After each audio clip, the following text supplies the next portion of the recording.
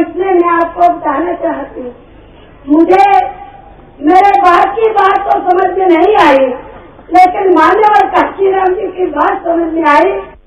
क्या हमारे समाज को मेहंदी से करना है, मेहंदी के लिए आपको यहाँ से मुख्यमंत्री बनाने का की तमाम समाज के सब समाज के लोगों से अपील कर। मायावती का वह भाषण जिस पर जनता उछल पड़ी और बसपा का वोट शेयर बीजेपी से कहीं आगे निकल गया। नमस्कार, मैं सचिन खुदशाह ऑनलाइन बुलेटिन के YouTube चैनल पर आपका स्वागत है। मायावती अब लिखा हुआ भाषण पढ़ती हैं, लेकिन 28 साल पहले तक वे बिना लिखे ही रैलियों में जोर जोर से बोला करती थी। कौन से गांधी जी के अधूरे सपनों को कि जिस गांधी जी ने इस देश के अंदर सड़ी गली मनुवादी व्यवस्था को टिकाए रखने के लिए पूरी कोशिश की। गांधी जी चाहते थे कि मनुवादी व्यवस्था के आधार पर जातिवाद बना रहे, छुआछूत बना रहे और छोटे लोग अपने पैरों पर नहीं खड़ा होते। उन्हें सुनने दूर दूर से लोग आया करते थे। 1996 में सब कुछ बदल गया।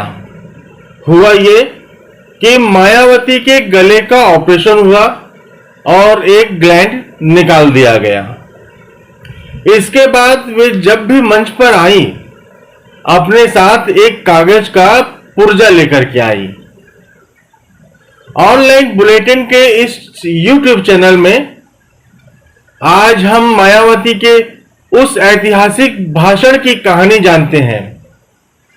चैनल पर नए हैं तो इसे अभी लाइक और सब्सक्राइब करें और बेल आइकॉन भी प्रेस कर लें, ताकि चैनल पर अपलोड होने वाले नए वीडियो के नोटिफिकेशंस आपको मिल सके।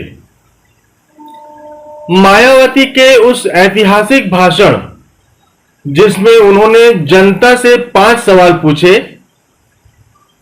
और फिर खुद ही उसका जवाब भी दिया, जनता लहालोट हो गई और बहुजन समाज पार्टी का vote share Bharatiya Janata party से कहीं अधिक आगे निकल गया। सिलसिला शुरू होता है 14 अप्रैल 1984 से। मायावती को कमान मिली 14 अप्रैल 1984 को। मान्यवर कांशीराम जी ने बहुजन समाज पार्टी बना ली। मायावती की उस वक्त पार्टी में नंबर 2 की पोजीशन थी। पार्टी के विस्तार के लिए जन जागरण अभियान शुरू किया गया। इसकी कमान मायावती संभाल रही थी। हर दिन कभी पैदल तो कभी साइकिल से मायावती कई रैलियां किया करती थी। रैली में पहुंची तो भीड़ इंतजार कर रही थी। 1986 में 30 साल की मायावती एक सभा को संबोधित करने हरिद्वार पहुंची थी। उस वक्त हरिद्वार उत्तर प्रदेश का हिस्सा हुआ करता था।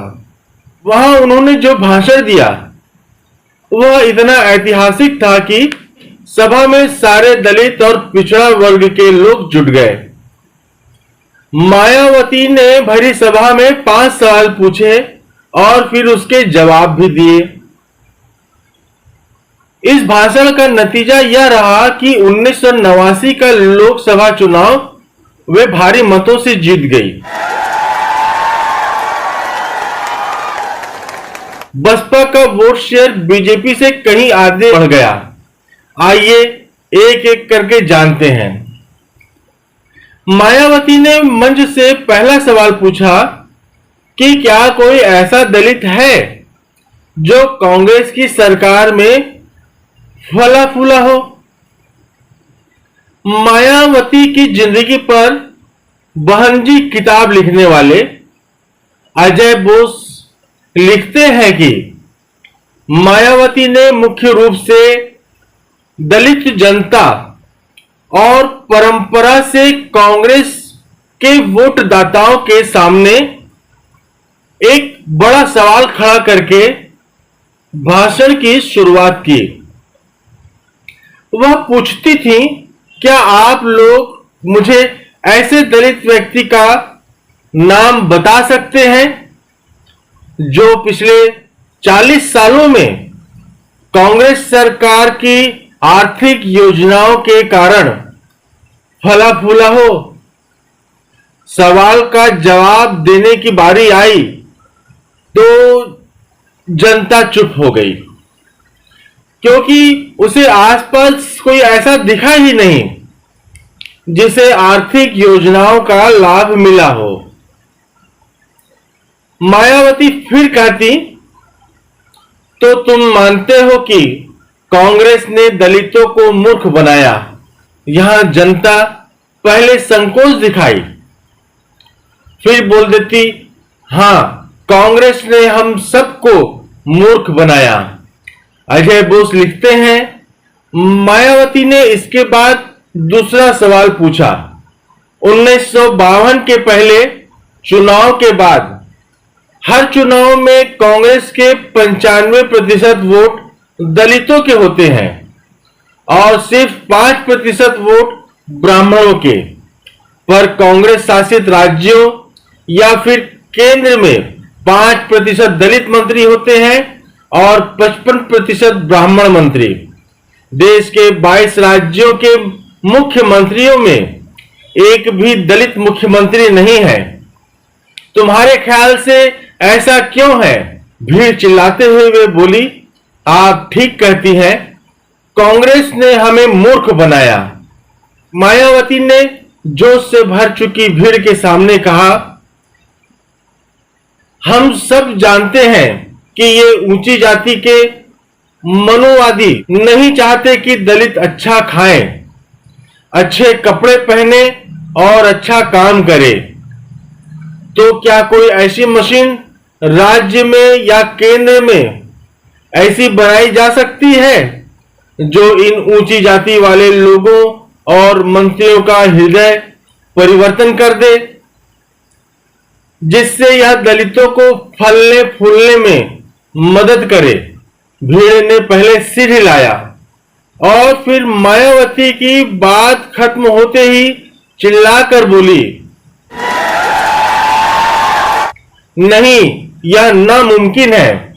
वे हमसे नफरत करते हैं, वे कभी हमारी भलाई नहीं चाहेंगे। मायावती ने चौथा सवाल पूछा, बाबा साहब डॉक्टर आंबेडकर किसी मनुवादी संगठन में शामिल होते तो क्या कुछ कर पाते? मायावती ने जनता को बताया कि आज दलितों में भी डॉक्टर, इंजीनियर व आईएएस अफसर हैं। हमें इसके लिए बाबा साहब डॉक्टर आंबेडकर को धन्यवाद देना चाहिए।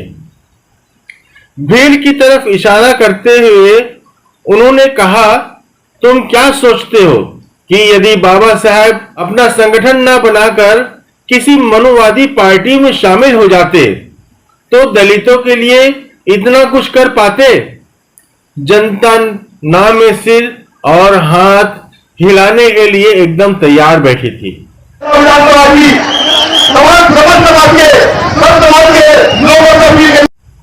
भीड़ से जवाब आया, कभी नहीं। वे लोग बाबा साहब डॉक्टर आंबेडकर को कभी भी ऐसा नहीं करने देते। मायावती ने पांचवा सवाल पूछा, क्या नहीं चाहते कि दमन और शोषण झेल रहे दलितों के लिए अलग पार्टी बनाई जाए? 30 साल की मायावती अब निर्णायक बात करने की मोड में आ चुकी थी। उन्होंने कहा, क्या अब तुम लोग यह नहीं चाहते कि आबादी के ये 85% लोग जिनका दमन और शोषण हो रहा है वह एक अलग पार्टी बनाए। क्या तुम्हें उस दिन का इंतजार नहीं जब ये बहुसंख्यक लोग अपने हाथ में सत्ता लेकर अपने भाग्य का परिवर्तन करें? मायावती के इस आखिरी सवाल के बाद जनता ने नारा लगाना शुरू कर दिया। वे नारे थे, कांशीराम तुम संघर्ष करो, हम तुम्हारे साथ हैं। मायावती तुम संघर्ष करो, हम तुम्हारे साथ हैं। मायावती के इस भाषण के बाद उनकी सराहना हुई तो वह दोगुनी ऊर्जा के साथ पार्टी के विस्तार में लग गई।